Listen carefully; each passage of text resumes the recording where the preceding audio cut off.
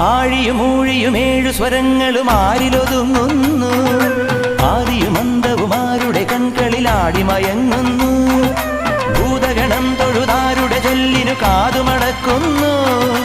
ആശബരീശ്വരനയ്യൻ തിരുവടി നമ്മെ വിളിക്കുന്നു.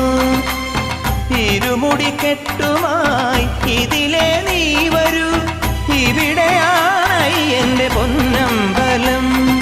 ശാസ്താവേ ശരണമുഖം, കല്ലും മുള്ളും കാലദോഷം. അയ്യപ്പ ശരണം ശരണമെങ്കയ്യപ്പ, ശബരിനാഥനേ അഭയം.